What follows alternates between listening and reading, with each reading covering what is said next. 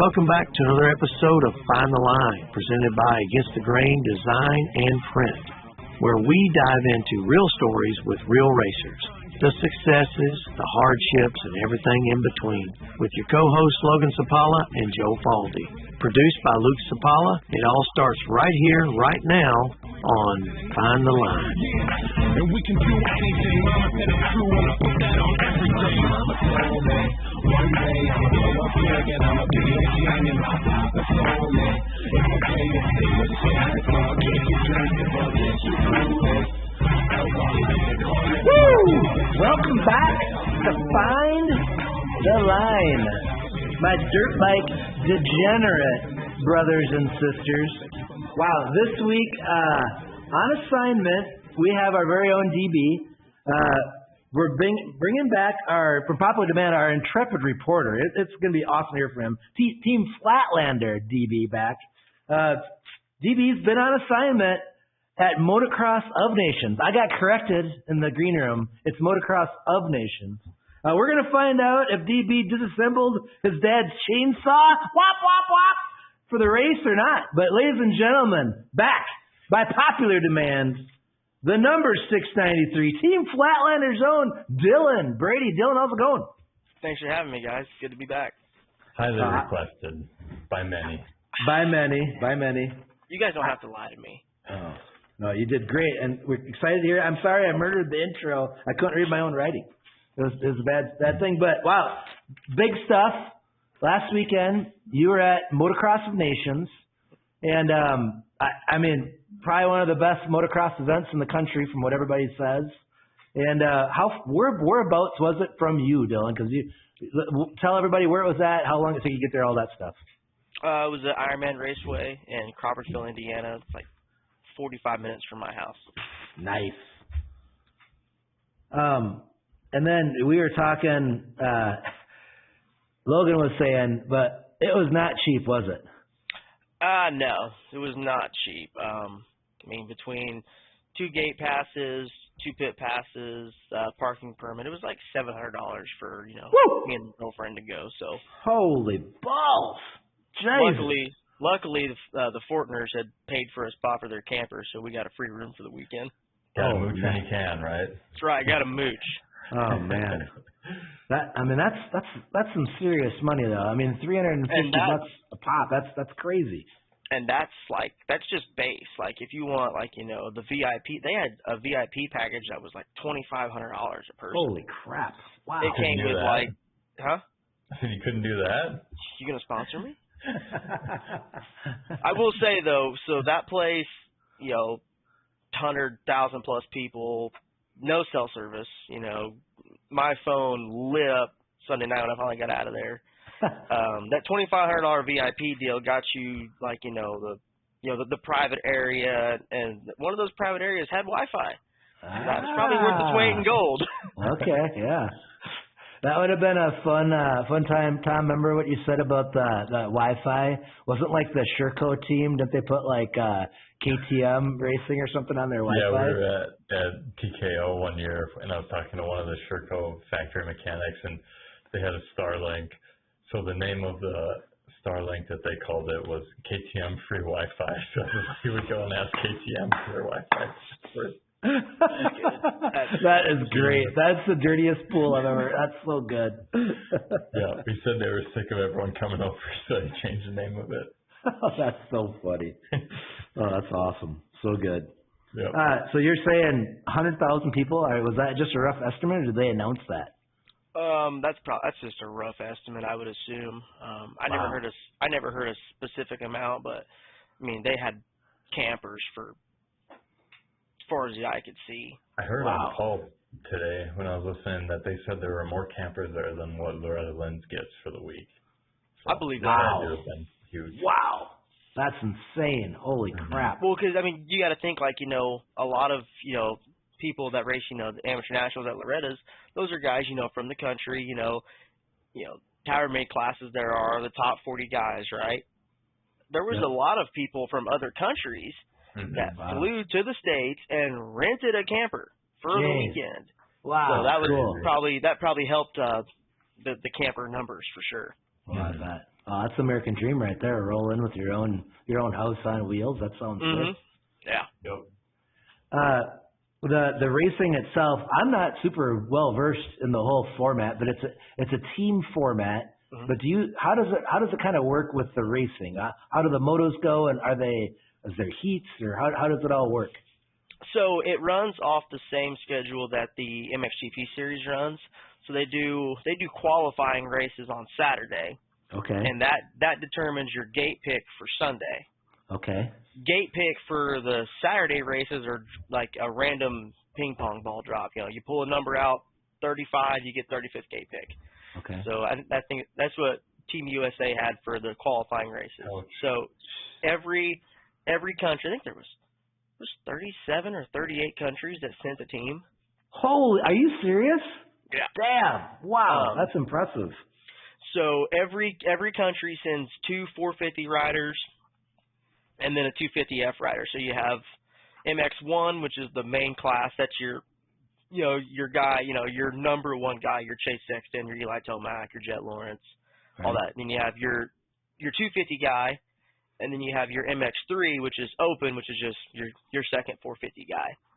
Okay. So they did one qualifying race for each one. Okay. All of the MX1 guys did a 20-minute +2, MX2, MX3, right? So then they took your 2 best finishes from those races, combined them. Lowest score gets the good gate picks for the weekend. Team Australia won MX1 and MX3, so they had 2, so they got the gate pick. So then for the main races on Sunday, the first moto is your MX1 and your MX2. So you have 20 450s and 20 250Fs at the same time together. Jesus. The second race is MX2 and MX3, and then the third race is MX1, MX3. So for the races where you have the 250s and the 450s, it doesn't matter if you're 8th and you're the highest 250, you're still 8th. You're not first, you're 8th, right? So, so they take your scores from all 3 motos, 1, 8, whatever, right? Take them all, drop your worst score, whatever scores you have left, you add them up, lowest total wins. Wow, that's epic. I mean, trying to explain that to some of my friends that have nothing to do with dirt bikes are like, what? Yeah. Well, it had to been kind of hard to follow along. Like, was there a scoreboard that they're updating, or when you're there, or because you didn't have your phone, you didn't have service, right? So you couldn't use your phone. So was it hard to kind of follow along as the races were going? The hardest thing to follow was everybody had different numbers than normal. Oh yeah. Because the numbers are assigned by last year's results. So Team Australia won. So their riders were number 1, 2, and 3. Okay. Team USA finished second last year. They were 4, 5, 6, and then so on. So I actually had a screenshot of like all the teams and their numbers, so I can keep track of who's who. But as far as keeping updated, they had a pretty good size screen, like a jumbotron. Okay. That you could. It's basically them showing the live feed that was being streamed. Right. Awesome. So I'm standing on the fence with the iPhone zoomed in, like. Right. Who the hell's that? Right. Well, there's just a lot going on, so it had to be a lot to track, Yeah. And it's like we're used to watching everything and getting instant feedback, even no matter what we're doing. So that's where I was wondering, with that much going on, that's cool that they had some way of you to follow along, right? Yeah. Yeah, even when I watched the replay, I finally got a chance to do that on Monday night. And it was like so confusing trying to figure out whose number was who. And it's like Joe Shimoda's 81 and Tomac's 3 or 4 or whatever. It's like, oh my God. Trying to keep track of all that is a job in itself. Yeah, that was like, if I hadn't have had that screenshot, I would have been like, who's that? Yeah. Who's that? Shocking enough, Lawrence was still number 1. I know, crazy. Surprised. It's like he's good or something. It's crazy. It's like he's not a freak in nature. It feels like a mistake, though, how high-profile the riders are to I could see like giving their front plate that number, but then on their back and their side plates they ride their same number or something, because it's about growing the sport, and the sport's about the talent, right? So Jeff's number wouldn't have changed; it'd still been one. Yeah, but we want to follow along for Joe Shimoda and the original number 3, not whoever the third Australian is. Yeah, that was Hunter. Mm-hmm. Hunter was third. Who was the second Australian? His name was Kyle Webster. He raced 450 class this summer as well. Okay, did pretty well. Okay. I think he was top 10 in a couple motos this year on a privateer 450. Oh dang! Wow. So he got the call to ride the 250F. Cool. What was the weather like? Oh, it was beautiful. 80s, beautiful? sunny. Nice. A little bit of a breeze. Okay, and is that pretty typical, or were they? It's for us. We've just been crazy hot. It's warm for us. Usually our weather's not quite as cold as you guys, but it's not that warm either. Right. 80 degrees beginning of October is not common. Right. We've heard stories about with the Prebes down at the Spring Creek National down there, where at night at the camping, like some of the mechanics get a little loose and get out there. Did you guys have any run-ins with any of the pro teams or anything when you were there camping?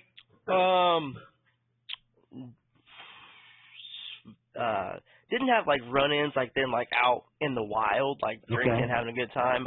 Yep. They did like a laser light show rave both nights. Okay. Ryan Villapoto was on the stage Friday night with a chainsaw just wide open, Coors Light. I'm sure that they were out and about, just being in the same place at the same time. You never know. Right.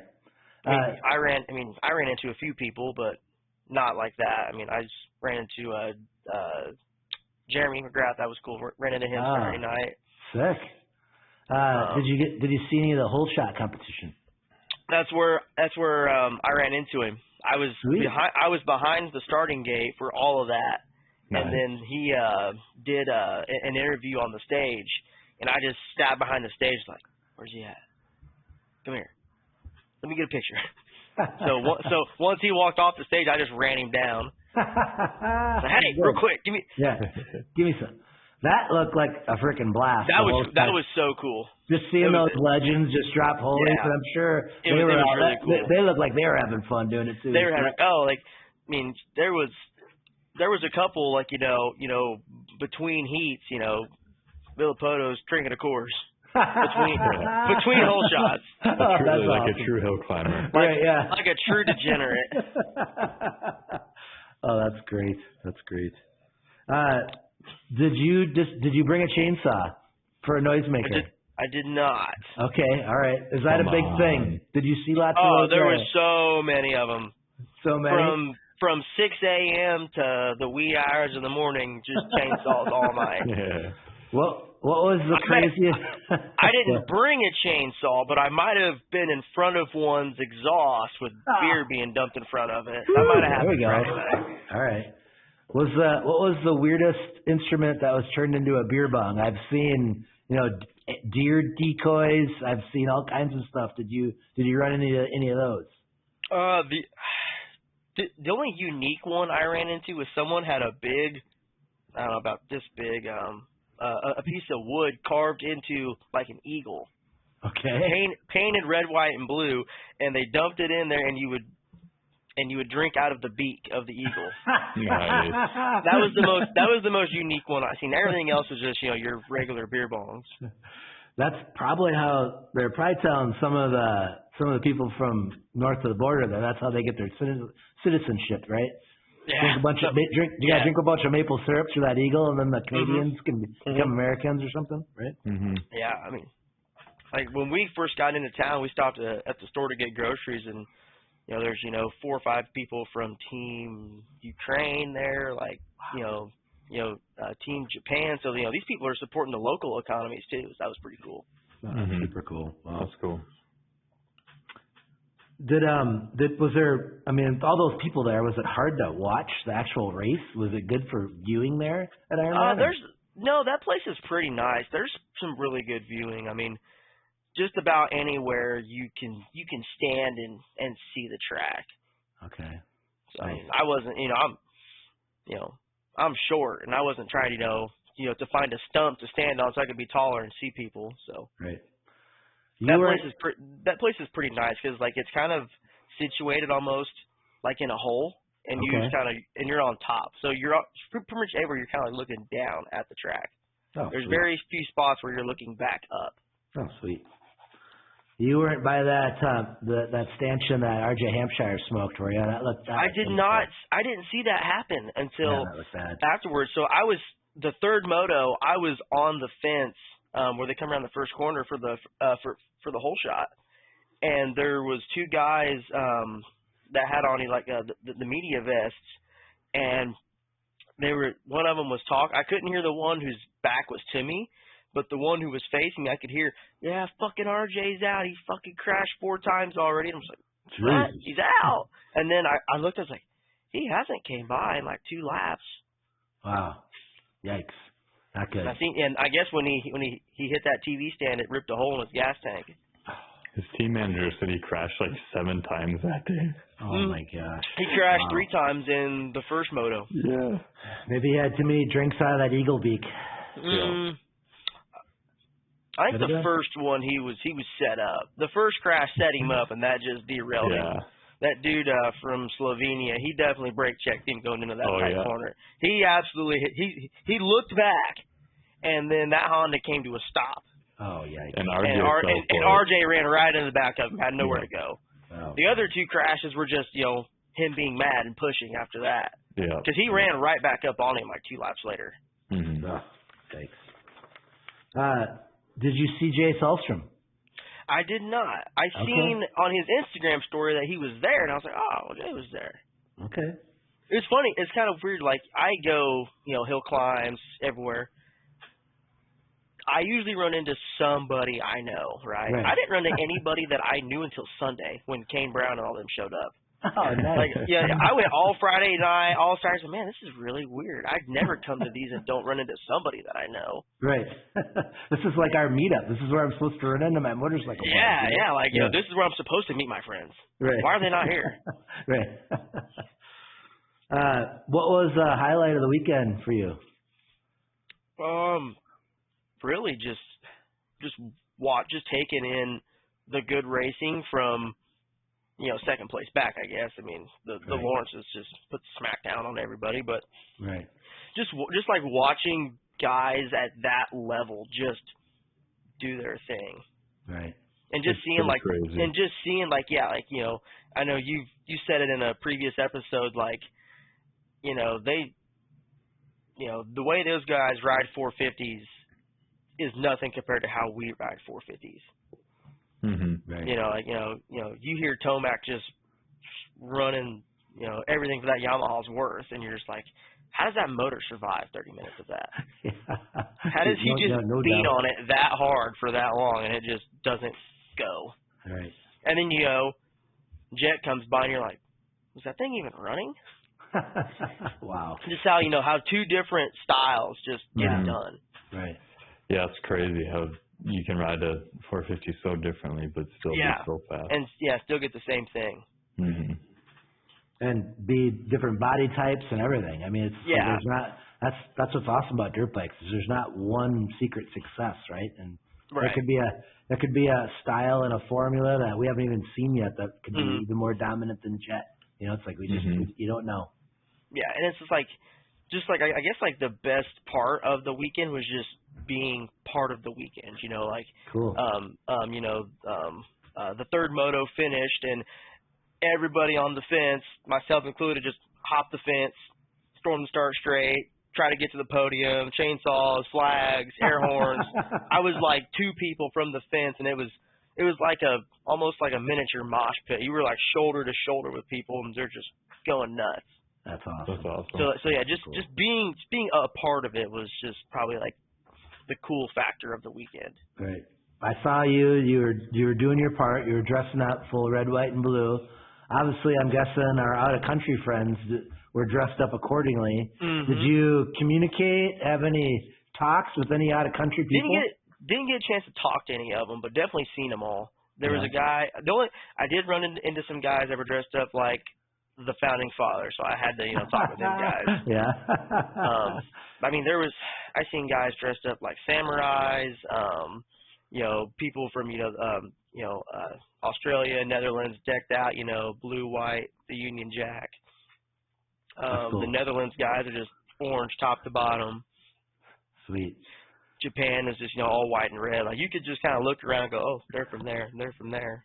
Cool. The Netherlands were almost a huge sleeper this weekend. If those Conans hadn't gone down, it would have been crazy to see how good they would have finished. They would have given Longfield a run for their money. The Conans are from Belgium. Oh yeah, that was Belgium. I'm sorry. The Netherlands, they freaking threw the anchor out and didn't bring the fastest man on the planet out there. How are you gonna leave? How are you gonna be Team Netherlands and leave Jeffrey Hurlings at home? Is he injured or what happened? I think it's because he's switching teams this year. Oh yikes! Okay. I don't care what bike he's on. Right. He should, he came and raced the Ironman Pro National in 2017 because they had a round of MXGP the week after that down in Florida at WWE Ranch. Mm-hmm. So he had come over a week early to get, accustomed to the heat and stuff. And that was the year that Dungey broke his neck and didn't finish the outdoors or something like that. Yeah. Okay.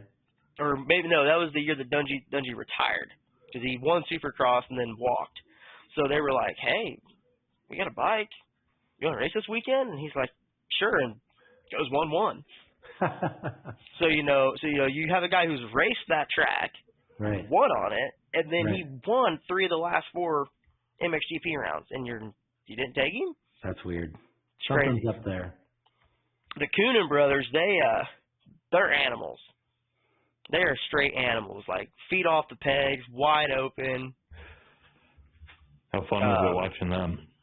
It was fun. I seen one of the sketchiest passes where Sasha, scrubbed the jump, clipped it with his front wheel, feet off the pegs, and just held it on the stop and just still made the pass.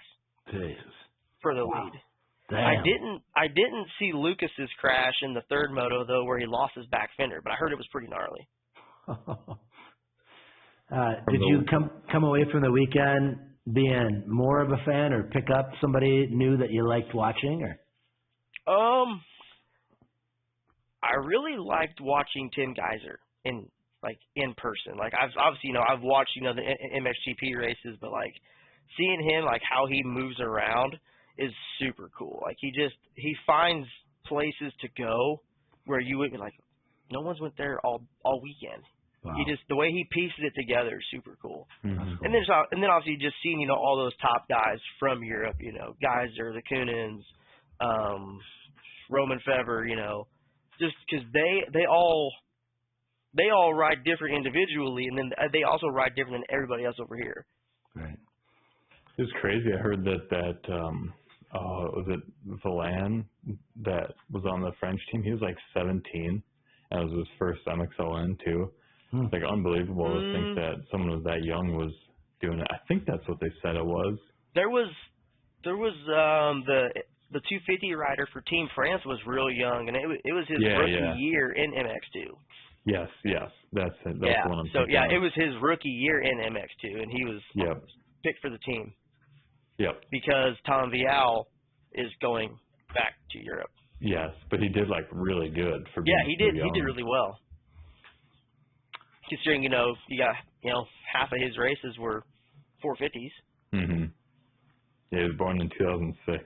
It says, so I guess he's not 17. Oh yeah, they seen where was it? It was they did a thing with Tony Cairoli. Mm-hmm. Yep. Tony Cairoli's 40 years old, right? And then you had Liam Everts, who is 18, racing together on 450s. And when Tony Cairoli won his first world title in 2005, Liam wasn't even born yet. So you got 40 and 18 riding 450s racing together. Yeah. Wow. And Tony, he broke his hand first moto. I don't know if it was I didn't see if it was a rock or someone clipped him, but he broke his hand. And then raced in the third moto with a broken hand and still put it in the top 15. Holy that dude's crap. nuts too. I couldn't imagine doing a 30+2 with a broken hand. No. I don't think I I've seen possess that much adrenaline. Yeah. That was also a really cool highlight of the weekend, was getting to see that bike in person. The Ducati. That thing's sweet. That thing is sweet in person. Does it sound different or similar? Or? I couldn't really get a good thing on the sound just because of they just don't ride like Right. If Tomac was riding, I could have told you how it sounded. You'd have just heard valves. Right. But yeah, they just, and then those huge Akrapovic silencers, they really got them because they have a lower decibel limit than we do over here in the U.S. Okay. They got to be at like 104 or something like that. They're quiet. All right. Okay. Bummer. That sucks.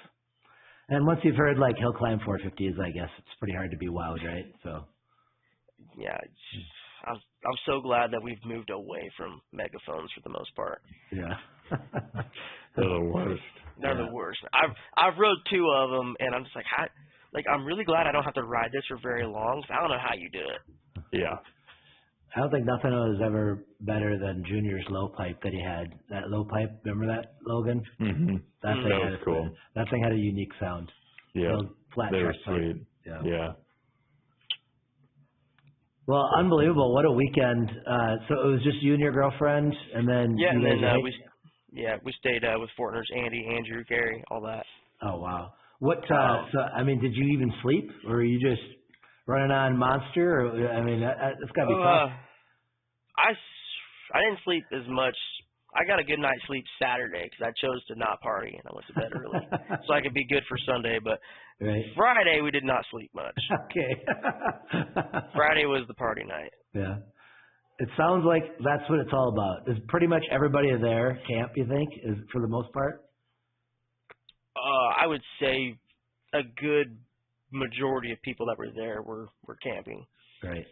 It was something like we noticed was like how many people you could tell like who was camping that was overseas, because they'd pull the camper out and you would just see like lawn furniture just because they can't take it back with them. Like, we seen whole like leather recliners. Like they just bought on the way. They thought it'd be nice to sit in. Right. And then like it's so funny, small world. Everybody there has dirt bikes in common, right? Right. The guy who was camping next to us did and still does all of the suspension work for Brock Rife, Austin Kuhn, the McCutcheon. So he knew all the same people we knew. Okay. Just super cool how you just run into people like that. Yeah, oh yeah, I know that guy. Yeah, that's awesome. Very cool. And the atmosphere was just so cool. Like, obviously, we wish, Team USA would have done better, but it's hard to beat a team that puts 3 1s up on the board. Yeah. Oh, for sure. And then like that, just like getting like battles you wouldn't normally see. Like in that third moto, Tomac and Shimoda threw down for like half that moto for second place. Cool. That's awesome. And then it's just, every time someone from Team USA was going around the track, there was just air horns and chainsaws and dude hanging off the side of the fence with a 6-foot American flag. Right. It was super cool. It was cool seeing that battle with that Jan Pansar too. He raced. He raced all year on a privateer Honda. Yeah, it does. Like from what I understand, they basically go to every MXGP with a van and a trailer. Mm-hmm. Wow. Yeah. Just all on their own. Yeah, it's crazy. Mm-hmm. Wow. Yeah, and so those two, like him and Tim Geiser, they're really good 450 guys. Mm-hmm. So, but for the most part, they never really have like a team that can win, and so they're just there like for themselves, and they ended up 5th, which is their best finish ever. Yeah. Wow. Which is super cool. Yeah, and like just see like all the different countries. Like, I want to say there was at least 20 to 30 countries there. I had that screenshot of all of the countries that sent a team. There was a lot. Yeah, here we go. So, Australia, USA, the Netherlands, Spain, France, Germany, Slovenia, Italy, Switzerland, Latvia, Denmark, Great Britain, Brazil, Canada, Belgium, Norway, South Africa, Estonia, Austria, Ireland, Venezuela, Japan. And those are just the teams that placed in last year's event. There was other teams that were still trying to race their way in. Puerto Rico, Team Canada, like all that kind of stuff. There was a lot of different countries there. So it was just seeing all the different cultures come together for dirt bikes.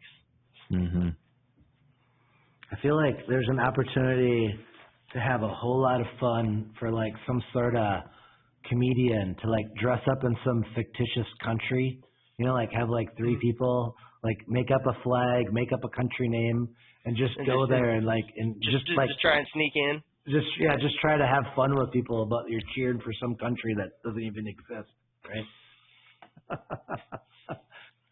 Maybe like Borat. Borat does Motocross of Nations, right?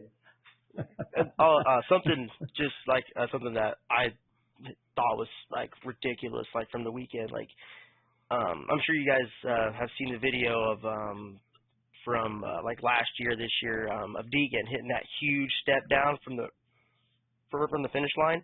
I took a couple videos and photos from that spot. That thing is huge in person. Wow. That thing is massive. I seen Justin Cooper hit it on a 250F and was like, holy shit. I seen one of the dudes from France frame it, and I don't know how he didn't die. Days, wow. Yeah, it was huge. And what's even more impressive about it is there's not really a lot of runs, so it just tells you like how fast those bikes are. Like, you know, they just kind of go around the outside, just kind of pop over this little 10-foot double and just put it on the stop all the way off it. It's like, you know, how do you accelerate that much in 30 feet? Right. Oh, that's incredible. They're running big wars. Yeah. No. When something's big on film, you just know it's going to blow your mind, right? I mean, we're just so like, sensitive to everything. Yeah, just like you know, Hillclimb. If it looks steep in video, it's steep. Like I thought Freemansburg was steep, and then I seen Freemansburg in person. Was like, wow, okay, that's steep. Isn't that crazy? It's not like that's the only hill climb that I've ever competed at where I didn't walk the hill from top to bottom. I got to like the third jump. I was like, I'm taking the long way. Fuck this. I ain't doing this no more. That hill is something else. And it just got steeper the farther up you went. It's crazy. It could even be taller too at the top. They could even cut another face in if they wanted. Wild. Well, dang it! What a weekend! I heard from Jay before going there that just like one of the most epic weekends ever. I mean, you just see from all the clips and everybody going there. I'm way too old. I think it's past. You got to be it's a young man's game from what I can tell. I don't know, man. I've seen people of all ages drunk, so didn't matter how old you were. You could have. There was we seen like families, like mom and dads, like 45 going to that freaking rave Friday night. Well, they all regretted it Saturday morning, but they went and did it Friday and had a good time. Right. I would just want to go walk around drinking out of one of those little 2-stroke mixers, the little cups or whatever. There was somebody drinking out of one of those. Oh, I love that. Yeah, it's the ratio right. I seen someone drinking out of a ratio right. Yeah, that's the play right there. That's how you let people know. Yeah. But man, it's just really cool. I just had no idea it was that expensive. I mean, man, that's asking a lot from people to pony up that kind of money. I had no idea. It's funny. So like, you know, we got home and we're sitting on the couch and we're like, well, go to France next year. That'd be cool. There you go. Yeah. Let's look up tickets. So for 2 tickets and 2 pit passes. Was like $310 US. Yeah, I was gonna say there's no way it'd be $700 in France. I was like, this has half the price. Yeah, just gotta get there. But then the best part is you're in France when you're there, right? Yeah, you're already there. Yeah, I know a guy that has been to France a few times. I might be able to scumbag him into going with. There you go. Get I after him need to now. go back. No, if we plan a trip, I'll get hurt right before it. It's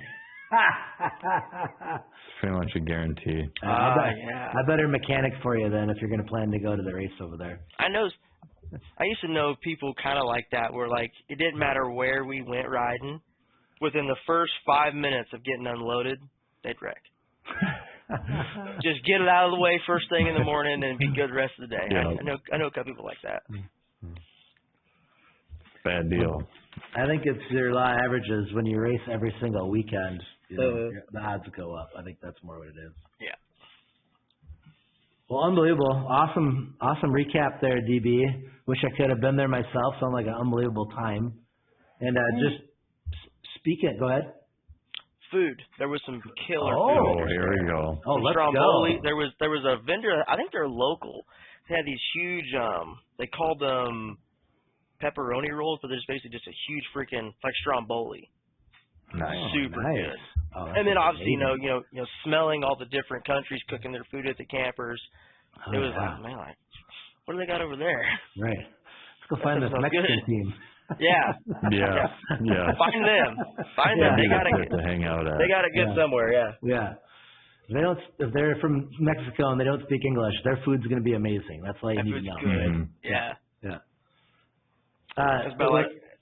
So yeah, that was about like that restaurant we went to down in Texas when we were there that week. We had to point at the menus what we wanted because Perfect. they didn't speak English, and that was good food. Oh, That's you know how it's it's good. going to be good Mexican food. Mm-hmm. You don't want to tot it though and try to custom order off when you're pointing. That gets complicated, right? You don't know Logan? what you're going to get then. Right. Get the house special. Yeah. That's still one of my favorites at Washington, where nobody spoke English in there, and then Todd got so bummed that he didn't order what Logan and I did. That's why you just find a Buyer's picture. remorse. Yeah. You just find a picture that looks good on the menu and point to it. Yep. Or you say, uno. Yeah. Oh, that's funny. Against the Grain Design and Print is proud to announce its partnership with Find the Line. Against the Grain works with clients to build their business and racing goals through the design and production of premium stickers and decals. We offer one-of-a-kind subscriptions for a flat monthly fee that can save you hundreds of dollars. Custom mailers, white label printing, motocross graphics, and anything else you can think of, we have you covered. It's time to print your passion. Visit atgdesign.co or email sales@atgdesign.co. Hey there, Find the Line listeners. We will always be looking for partnerships for Find the Line. Please email findthelinepod@gmail.com to see how we can work together to grow your brand. Once again, that's findthelinepod@gmail.com. Now, let's get back to it. You were talking about France. I wanted to kind of talk a little bit the French Championship. So we got to know a bunch of the French riders. Obviously, 4 of them came over here this year, and they had their final race of the year, and it was at the same place. Dang it, I'll never be able to say the name. I had it looked up too. Lamur sur Azurgus. Does that sound right, Logan? Close, yeah. But As good as I could pronounce it. that hill looks just frickin' crazy. It's like the straight up out of a Hardenduro or something. It's all not. the steps to that hill, and then that last step, it like steps down to a step up to the top. And wow, I mean the timing it takes on those bikes to do that hill. I remember that was the hill last year. Thomas, when he won it, he actually hit that top face, rolled backwards, and then took back off and went over and won. Like that's, I mean, it's just about doing it just right. But this year, going into the final, it was super tight. And Thomas Jolly and Julian Sapertini, am I saying that right, Logan? Saperiti, thank you. They were tied going into the final.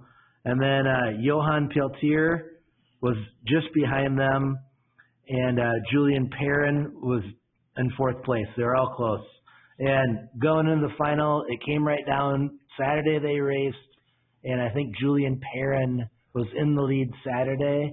And on Sunday, it ended up that Johan Peltier won the whole thing on Sunday and won the season. That was the gentleman that rode the Buell and got on the box at the Brick Mine. Awesome guy, super great guy. So happy for him.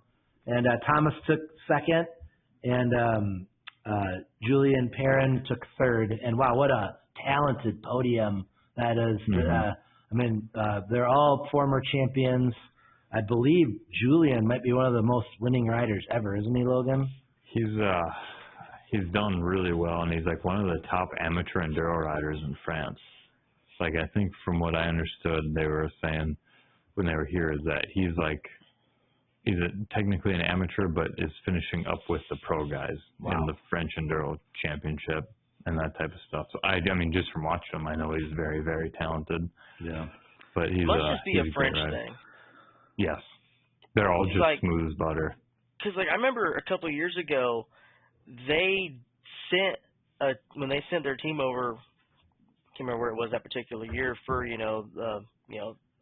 Motocross of Nations. One of their guys didn't even race pro moto. He was a pro woods guy. Oh, yep. And they still won the event. Like they're just good. Yeah. But do they still have a round for Hillclimb over there? Back where they used to have the old Hillclimb of Nations. It started with a D. DeCausville. DeCausville. I don't know if they don't have a round there anymore. I don't think they did this year. That place always looked gnarly in videos. Because I think this year it was Arret, La Bresse, that St. Rome, and then this. I think there was 4 rounds. Just 4 rounds, Yep. Yeah, I know there's a couple, Dylan, that are every other year, so DeCausville could be, or they just might not do it anymore either. Yeah, I got friends that that ride moto in woods, and I always get the same clips from them, and I don't even think it's a professional event over there, but it's the one where like the whole left side is just like a wall of tires. Yeah. And there's the huge rock face, and every bike flips down them. Mm-hmm. And I get that sent to me like once a month. I'm like, yeah, those guys are insane. Yeah. That hill does look insane though. And then like a stock Suzuki 450 went over it. That was just Banana wild. power. Yeah. Mm-hmm. Yeah. That place is crazy.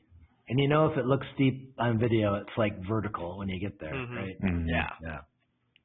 But congratulations to those guys. It was really cool. I got a picture from those guys. We were talking all weekend. And Johan on the podium has his USA Motoclimb hat on, holding his first place trophy. And even sick brag on my part, he's got a preferred tile and stone flannel on the podium that he got from me here in Wisconsin. And, man, so proud of all those guys. And what I think is really cool is I spoke to all of them, and they were all really supportive of each other. And I just think, like, that's so cool. Like, they all wanted to win in the worst way, but they were all really proud of each other. And I think that's what's so cool about our sport is given the opportunity, they never cut each other down and just pushed each other forward. So brothers across the pond, so proud of them. And just it's that good of a series when you go down to the end and it's tied between 2 guys and it comes down to that last ride. We just saw it at Freemansburg in the premier class with JFK and Jake, and it's just cool as hell seeing that stuff. I love it. Mm-hmm. Been some good hill climb racing last month. Yes, there has. And well, it'll be after. We'll post after, but there's going to be even more this weekend. That Devil's going to be epic. That frickin' the little movie of it, that came out was just awesome. Got me all fired up. I felt so bad for Tom though. Of course, the one crashes he's ever had. That's what they put on there as his highlight. Good job, Tom. Oh, was that in there? Yeah.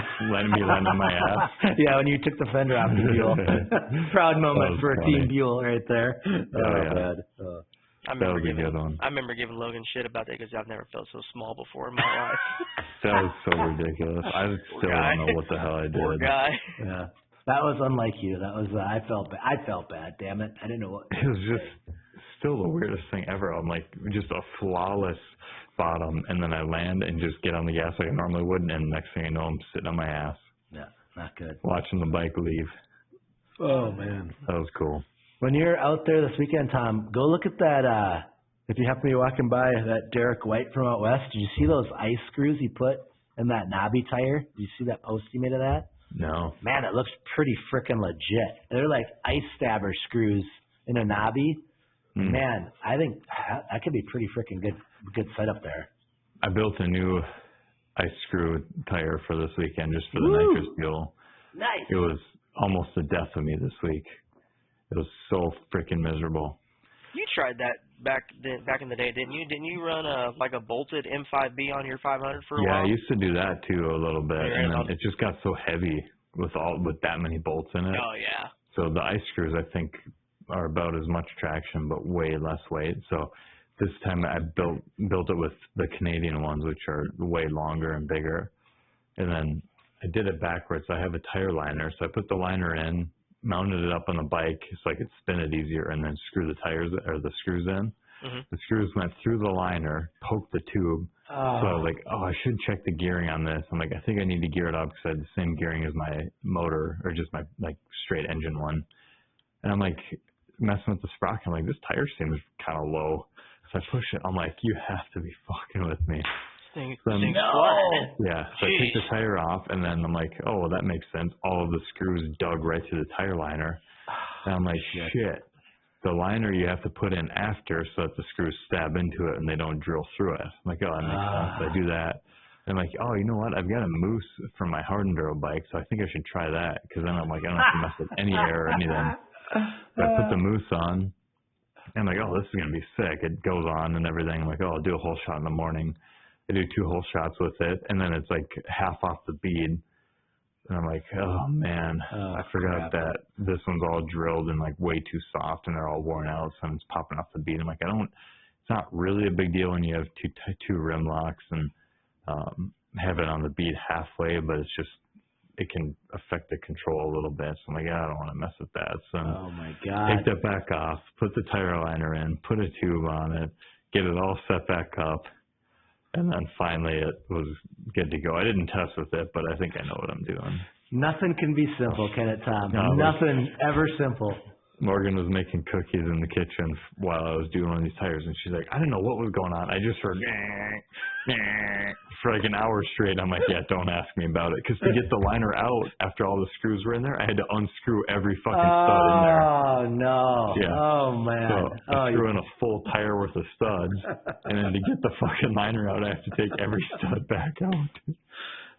You always have to learn everything the wrong way first. You can just never stumble onto something the right way, can you? No, too easy. Like, I didn't know what was going on. Like, I think I got 3rd-degree burns on my hand from my drill or from my impact because it was so hot. I think things are going to start on fire pretty soon. You better tell your wife she had good instincts to not come out there during that. She might have got 10 mil by her head. I was like, Jesus, I just make everything so hard. Oh, it's good to know that it's not just me that just somehow just fucking struggles through everything. Well, it's just like, you get a 50-50 shot, so you should be able to do it right half the time. No, you do it wrong every fucking time. Every fucking time. At work, I'm always with the guys. It's just never easy. You know, you'll be like, as long as this bolt comes loose, we're in the scot-free. Bam, bolt breaks off. Just can't be easy. You know, it just can never be Going easy. home. It's always got to be the hard way. Yeah. And it's like, the setups for Ohio, they're just so weird because there's nothing as fast as that. But then if the layout's different, then it goes back to what you're used to. And if the layout's fast, and you have to go gear up. So I'm like, get my whole bike set up, get it all fixed. I'm just sitting there. I'm like, this isn't the right gearing. I know this isn't the right gearing. I can't run this gearing. So I'm going to take it all back apart. I got the chain adjusted. I got everything ready. Oh, man. You just can't leave it alone. No. Maybe it's a good thing you didn't pick me up for White Rose then. White Rose, we were way more dialed. Believe it or not. That's hard to believe. Yeah. That's hard to believe when you were just putting the bikes in there to see what it looked like. I have a hard time believing that they were all ready. Well, with Right Rose, all we had to do was change every shock on every bike and the gearing and length and wheel on everything. So no big problem. Right? Yeah, no problem. Right. I only changed each wheel once, though. Well, that's a good thing. We should probably mention the lost episode. Do you wanna fill in the listeners on how close old DB was on having another adventure? Well, I mean, didn't know it at the time. Nobody knew Logan was racing until he showed up. Right. So I see on Snapchat or Instagram, one of the two, the Buell first place trophy. I him, hey man, good to see you back on the bike. He goes, yeah, kind of last minute. It's like, oh okay. He goes, like, so last minute, I drove by myself, and I literally drove by your house. And was like, I should have called him. Why didn't you? Yeah, why didn't you? Well, then I'd had to pay to fly you back home, and I was already balling on a budget. Yeah. Well, it's tough because I'm like, I don't know what I'm getting myself into here because it's an expensive 2-week trip if you go. And then I had left, so I'm like, I could drive home because it's a Saturday night race and not really miss anything and drive back out. And then I could fly home, and I looked at the plane tickets. I'm like, holy shit, it was $730 for me to fly home. Wow. So I'm like, last-minute plane tickets are the worst. Yeah, and I tried to look at other airlines, and they were like within a couple $100, and for that price, like with the perks I get from Delta, it doesn't make any sense to go elsewhere. So I'm like, all right, well, I'm going to fly home then because I don't want to drive because it's going to be a break even, except I save 15 or 16 hours in the vehicle. So I'm like, I'll see what a flight for DB costs to get him home. And I'm like, holy fuck, it's like over half of that to get him just to Indianapolis. So it's going to be like $450 that. I'm like, I don't know what the hell I've got going on. This might be a complete loss if I'm just riding up the hill, or who knows what happened. So it was just a complete disaster for me the whole weekend. But those are always the best weekends, though. It was actually awesome. Just woke up that day and said, yep, we're going to go. Mm-hmm. Yep. The last-minute trips like that are like some of the best weekends I ever had going to a Hillclimb was. Yeah. It's noon on, a Saturday. I'm like, I could be at Mount Vernon in 3 hours. Okay. Throw the bike in the truck, go. Yeah, that's about how it was for me. And then, like I was telling Joel, Then you get called, a sandbagger because ain't seen Dylan all year. He finally shows up. Yeah. I got called a sandbagger so much at my home hill 2 weeks ago. It's okay. That just means you're doing something right.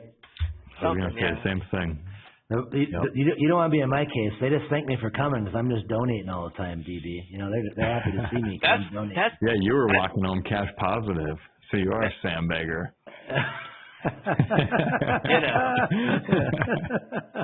As Andy says, that was an accident.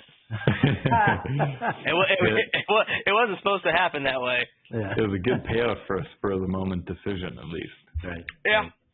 And so, I will say, one of the things that club does well,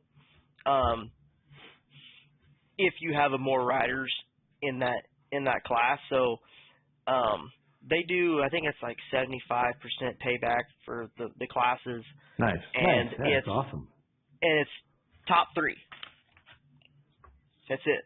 Whereas, back in the day, it was, the same percentage, but it was like the heavy half. So if you had 20 guys, right, the top 10 would get paid. Well, now, if you got 20 guys in the class, only the top 3 get paid. So I know, Saturday night, Dylan Buchanan won fast time of the night, which was $500. They threw it $500 for fast time. Hell yeah! And then I think he got almost $200 for winning the 450 class. Sick.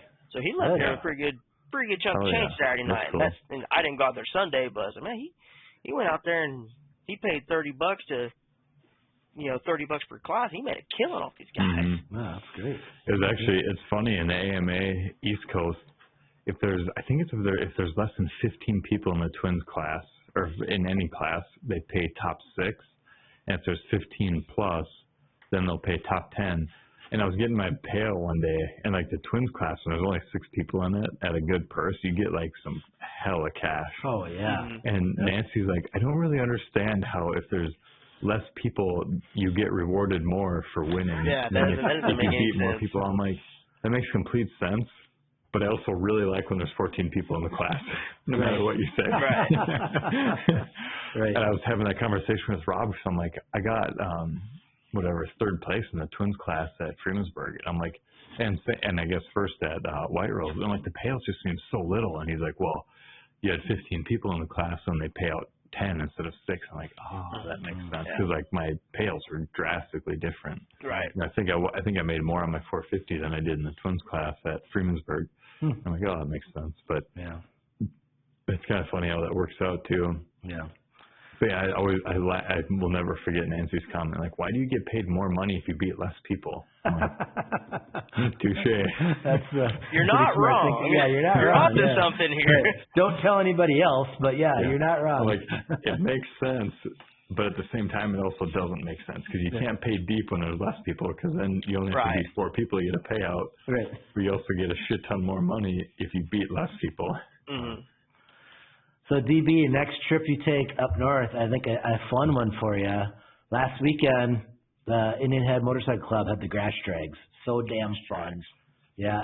We should talk about that. We forgot to touch on that. We've got Joel and his broom in here. Oh yeah. No, but how much fun do they let you have? Like chains, bolts, nothing. No fun. No fun. No fun. Zero fun at Indian Head events. Yeah. Shame. No. Just race fuel and knobbies. That's all they allow. So it's basically the twins class. It's basically district racing is what it is. Mm-hmm. District but racing. They're very generous. The payouts are pretty damn generous. Yeah. And they had for the top eliminator classes, they have a 250 class. They have 600 or 450 class, 600 class, and then open class. Mm-hmm. And then the winner of each one of those classes gets $250, and then they pay down to third. I think third place gets $50. I think it goes $250, $150 or whatever. So that's nice. Yeah. And there's not a lot of people in the classes. The 450 class I think was the biggest class. And then they take the top 4 from each one of those top eliminator classes, and then they have a top eliminator. It's like a bracket, like you'd see wrestling or whatnot. And that one's single elimination, and then the winner gets $1,000. I think second's $500, and third is $250. I'm pretty sure on that, but extremely generous. It's really fun. I mean, it's easy for me to say it because I was having all kinds of luck, but it was really cool. Etchen. Not Vinny, his brother. It's, damn it, I always get the names mixed up. Logan, help me. Anthony? Ooh, yes. Anthony, yes. Sorry, boys. I always get you two mixed up. But he was on a 250 in the top winner. I think he got second in the class. I think Bodie won the 250 class. But he made it in the top eliminator, and he was paired against Logan Peterson on his Gixxer. And some bitch, if he didn't pull like the best hole shot all day and beat that open bike on that 250. It was pretty freaking wild. And proud dad when that happened. That was pretty cool. But you get some mismatches like that. But you're just out there ripping hole shots. And it's super fun. They got a really legit setup. And it's professional lights, stage lights, Christmas tree. This year do pro lights.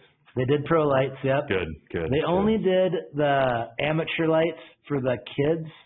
Okay. And I believe it was just the kids and maybe the quads. Because they do have quads too, and they had side-by-sides. And, I mean, there was some side-by-sides there that they had some freaking cash in them. They were turbos, and they were crazy fast. It was really cool. But it's right here in Ellsworth. It's at a bar. And, man, they have a really good raffle. They only sell 300 tickets. It's $100 a ticket. Top prize is a brand new 1,000 Polaris Ranger. And second place is, I think there's like 15 prizes. 15th is $200. And I think second's $1,000. So, I mean, there's a lot of prizes to give away. That was the only thing we didn't win. Kelsey Mueller hit a $400 pull tab when we went inside the bar too. So Kirk and I were in the top eliminator championship, and then Kelsey took $400 off the bar pull tab. So we were on fire. I said they're gonna read Shannon Mueller when they pull that side by side ticket out, but they did. So it was I'm telling you, because they didn't join the club that morning. And it wasn't a club member this year. It was a non-club member, which It's been a club member most years that's won the grand prize.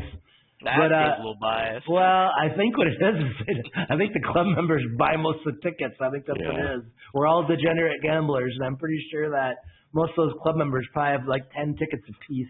You know, I get a text from Mark King every year now because I gave him some shit about that a couple of years ago, and he asked if I want to buy him. I said I should probably join the club first, right? He said, yeah, you can join the club and come help me work here. And this is at like 7 in the morning, and he's already at the gas light. I'm like, I think I'm going to be an inactive member. How's that sound?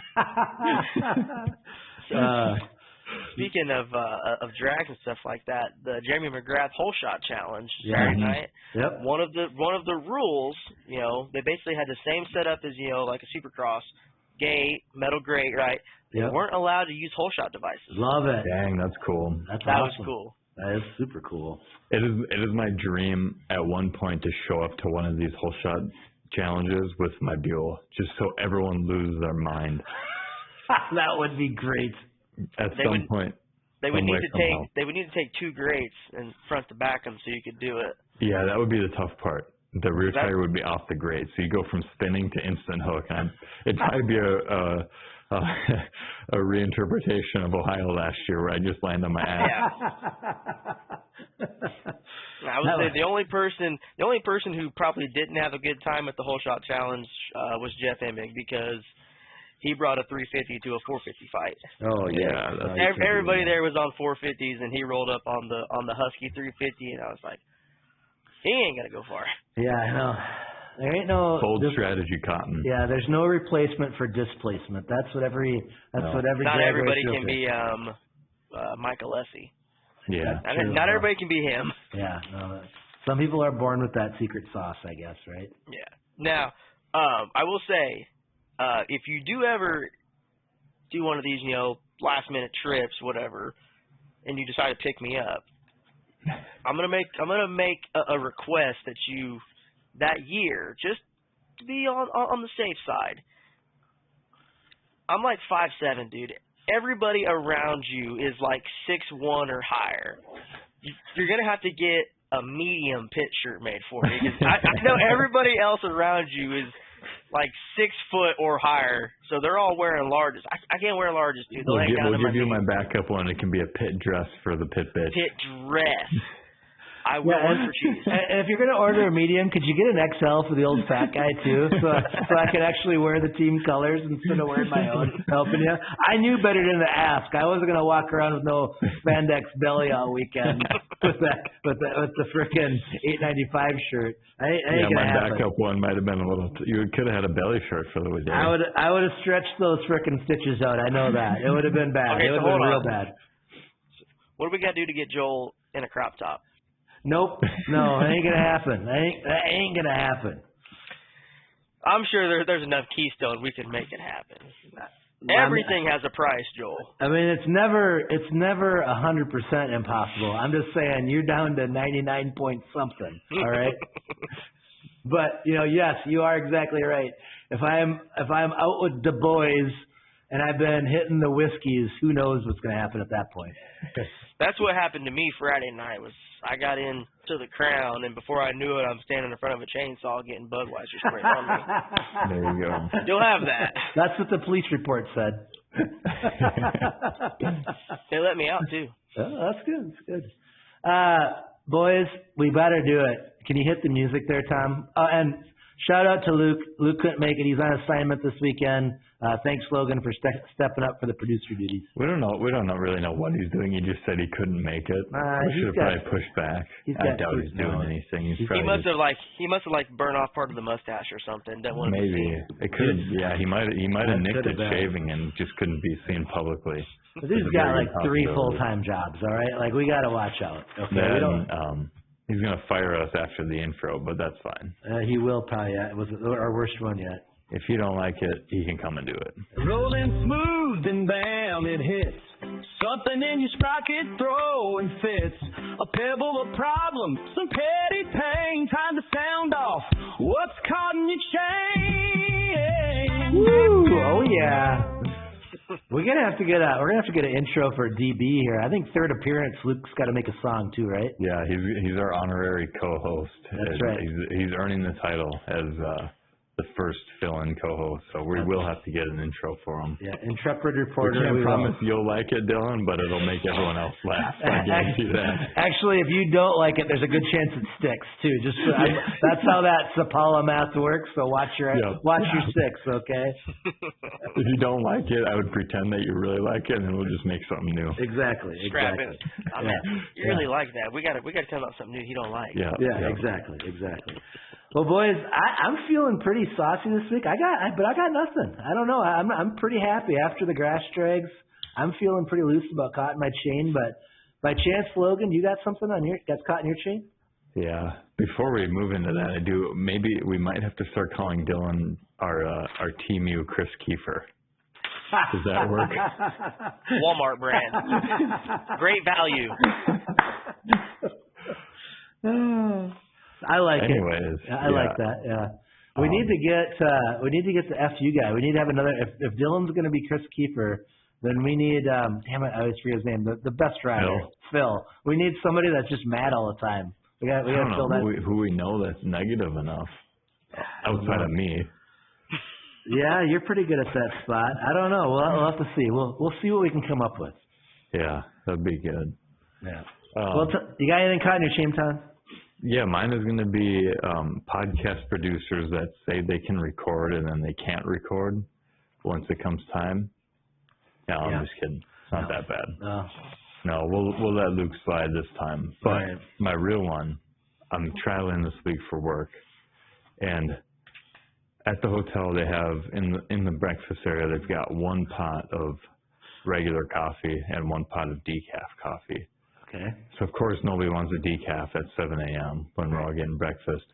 And I'm 2 for 2 on mornings here out of my 3 mornings where somebody is making their coffee and decides they need 15 sugars and 21 creams in it. And instead of pouring their coffee and then moving out of the way of the coffee pot, they just decide to do all of their mixing right in front of the coffee pot. Right. So I'm sitting there for 15 minutes, tapping my foot, twiddling my thumbs, waiting to just get a cup of black coffee. I'm like, if you want some sugar milk with a little bit of coffee put into it, walk.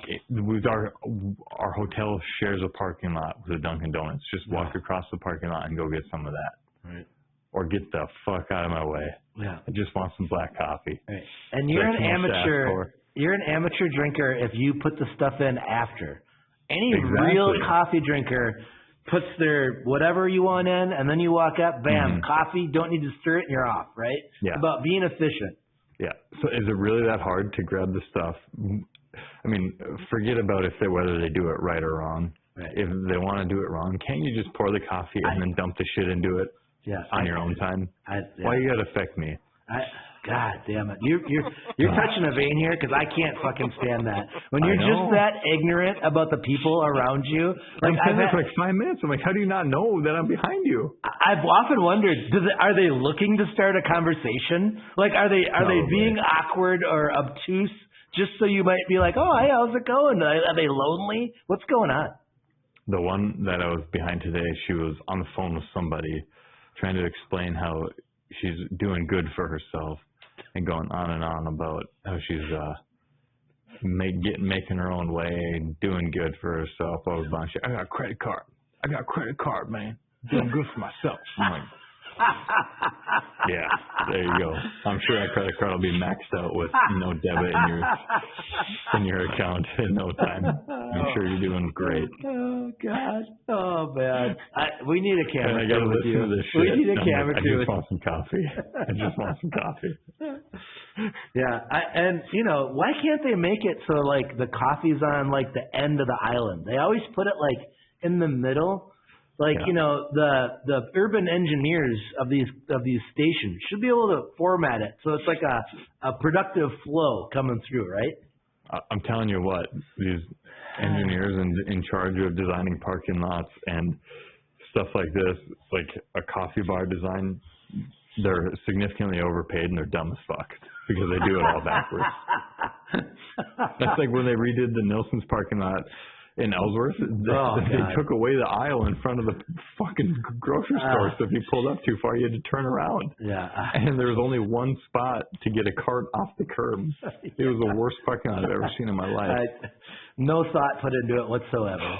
I'm like, I need to find the person's job, whoever got hired to do that, because they obviously did not have to think and probably got paid way too much money. Exactly. And I need a job like that. Oh, man. Can we just do like an episode about how much we hate engineers and just rip on Logan for like 30 minutes? Then, DB, what we get to say is when Logan says something, we just say, hey, buddy, eyes on the tracks, right? Eyes on the tracks. Eyes on the tracks. Still my favorite. When Jay said that to you by the fire, we were all sitting around a fire having cool dads. Logan's complaining about something, and my buddy Jay's like, hey, bud, eyes on the tracks, you know? That's one of those comments where you can't even open your mouth. You just smile and say, I've been defeated. Oh, gosh. Okay. Yeah. I lost that one. Yeah. Yep. Good stuff. DB, anything caught in your chain? No. I'm going to have to come up with something, though, if I end up coming back on. Oh, you'll be back on. You're just too happy-go-lucky. We'll figure. I'll have something caught in my chain for too long. I don't care if you have to create something caught in your chain by going out of your way to make someone piss you off. Right. Stop number 3 on the episode. You have to have one. You have to have one, yeah. Okay, fair enough. If you need to make it up, we've never let the truth bother us with the details of a good story, okay? Like you can totally fabricate it as long as you don't say like Voldemort or something like that and key us up that you're just telling us some story, you know, that okay. You got the picture. Yep. Well, boys, I tell you what, DB, the best co-host we could ask for. Thank you for your time. And dude, congratulations. You know, life's about experiences and it's not easy, right? Like, dude, like you had to work overtime, everything else to get that money to go. Be proud of yourself, to give yourself these experiences, to go do things. It's not easy. So many people talk about it, never do it. It's freaking epic, dude, that you got to go there and witness that and be part of it and just to be in that crowd, be proud of yourself. And thanks for sharing it with us tonight. That's freaking cool as hell, man. Thanks, guys. Yeah, it was cool. I know you said, you know, you're kind of past your prime, you know. It'll be back in 2028 in the States. You got 3 years to prepare yourself. I don't know if I'll make it that far. I'll probably be pushing up daisies by then, DB. We'll see. You can't get out that easy. No. Have they announced? Millville, we're all in. Yeah, I was gonna say I'd have to go. Then I'd be forced to. That was kind of our thing. Was like it's 45 minutes from the house. Like you know, the next time it comes, it might be at Budds Creek. It might be at Unadilla. Right. I'd probably drive to Millville. It'd be cool to see it at Millville, but it sounds like they're leaning towards Budds Creek from what I've heard. But well, it sounds like for that kind of people, it's got to be big enough too. You know, like Millville's big, but I don't think that they could have that many people there. Do you think, Logan? No, man, it's hard to say. I mean, they do have a ton of parking and room, but it's they just might not have to. They just might not be able to do as much camping as what Ironman. Because like obviously that same property, they run woods race GNCC. Right. So all the cornfields where campers were parked, that's where they run like sections of the course of the GNCC. So they had just fields upon fields for parking and camping. Wow. So they just might be a little bit less on camping at Millville or somewhere like that. Right. I mean, we talked about it with Kevin Looney for Devils. I think that camping is a huge aspect to the success of those events. I think that I completely agree. I think that with Devils having that campground, and that's going to grow their event because now people can come for a couple days. They can have some drinks, not have to worry about driving. They can bring their whole family. It's not expensive. So many people have campers. It's insane how many people have campers or love staying in tents, everything. I think that that's a real key to success in our sport is trying to integrate as much of that camping aspect to it as we can. I see it in Washington. They're just killing it with that, all the different spots that they have. And it's just really, I don't know, it's stuff like that's fun. I think camping is unlocking a whole new level for our events. Yeah, honestly. Like, I think and not only that, it's one thing to offer camping, but it's another thing to offer camping and then have it organized, you know. You know, if you, it's camping and you got everybody parked in every which way, that sucks because everything's just packed like you don't know. Right. Like, you know, well, this guy's parked sideways, taking up 3 spots. There ain't room for me now. Right. Like, you know, I feel bad for the guys at Ironman that painted all those lines because they, you know, they had everything like boxed off, and you put your camper and your truck in that box, and there was like just enough room where you could put like an extra vehicle in it, but you had to stay in your box. So right. Yeah, but they're also making hundreds of thousands of dollars off that experience, you know. So good for them because that keeps that from going around, and that money makes the world go around, right? So that's available to a lot of these events that have the space to do that. You can capitalize. It's work, but you get a lot of return back on it for not painting lines isn't expensive. You know, having one security guard and a vehicle drive around is not that expensive. All those campsites being sold is a huge amount of profit without having a lot to go into it, you know. So, and plus it just means more people, more concessions, more everything, you know. So, but no, badass. Well, dude, can't wait for the next DB experience. Tom, be safe on your travels. And good luck this weekend, dude. Absolutely. Go crush it and go crush it. Level up. Let's go. Yep. All right, boys. No more screwing around. Go find your line. Find the line between calm and wild, between dirt cake dreams and a fearless child. Throttle open, no rewind. Life's not straight, but you find the line. Logan, although a little soft, drop the truth, clean and raw. Don't bring fire, no fake applause. Producer Luke got the dials in check, making every crash feel like a flex. Lessons from the track, stories that bite. This is where wrong turns lead you right. So if you ride, climb, fall, or rise, this show's for the ball with burning eyes. Tune in, gear up, leave doubt behind. With Joe Logan and producer Luke behind the line. It's time to find the line. Never gets old. Logan's a little sus. Just wait till you get Dylan has in there. It'll be better. Come on, I'ma slow me. One day I'ma grow up big and I'ma be a king and my papa's on me. It's okay to say what shit I call, get